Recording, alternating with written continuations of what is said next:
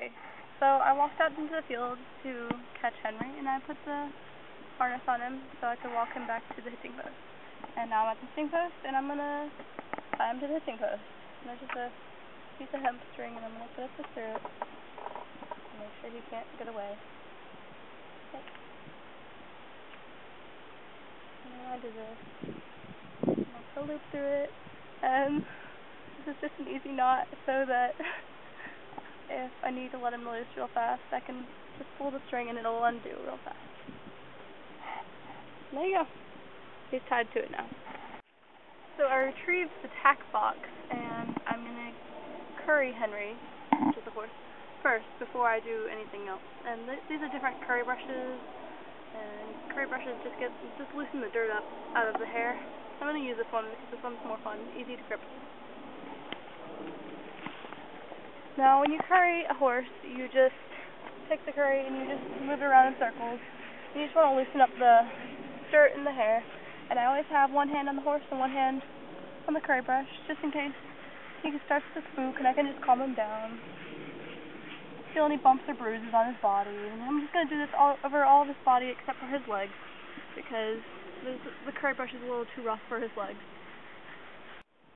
So this is the next brush that I'm going to use, and this you just to get the dirt out of his hair. So you use it like this, and you sweep it out, and you try to get all that dirt out and the hair, extra stuff. And you flick it so that it actually gets out. And you use this over the rest of it, like his whole body and his legs, because this is gentler than the curry brush.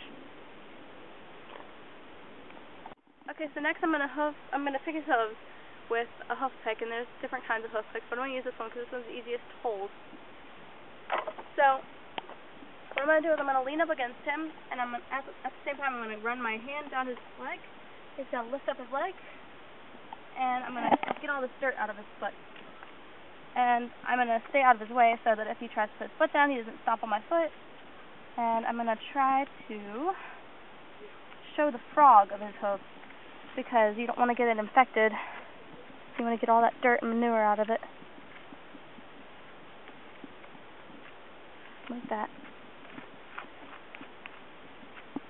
You want to be gentle with the frog, which is this part right here.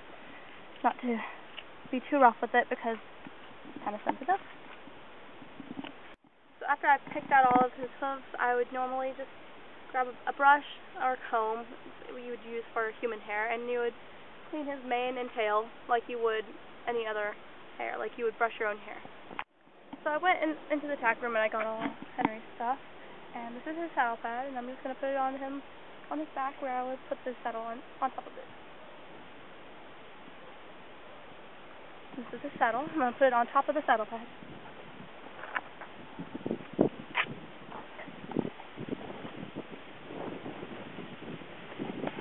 The saddle is on. So this is Henry's girth, and what I'm going to do is I'm going to hook it onto these little hooks here and strap it around so that his saddle stays on his back.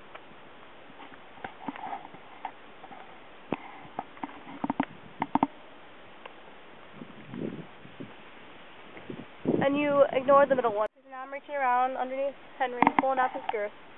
And I'm going to do the same thing that I did over there, but the side has elastic on it so that I can make it tight and not fall off and not have the saddle slip off his back.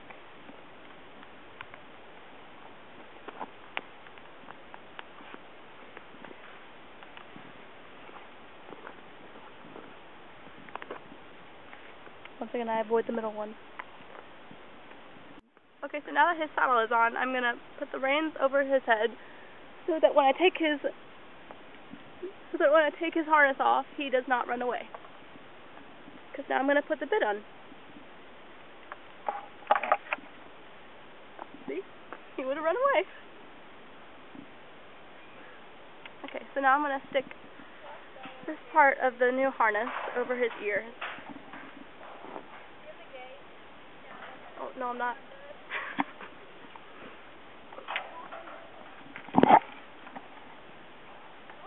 I'm going to try to put the bit in his mouth, and what I do is I stick my hand in his mouth, and I push down on his bottom teeth so that it goes in.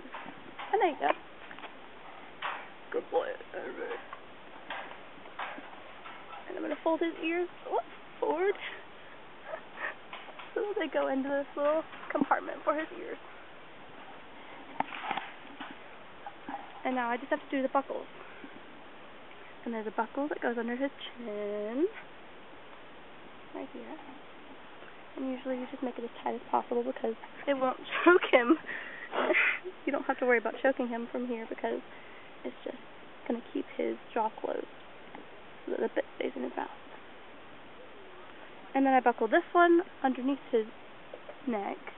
And you want to make sure that's kind of loose because that one can choke him. And then this chain right here. And you want to make sure that's all straight.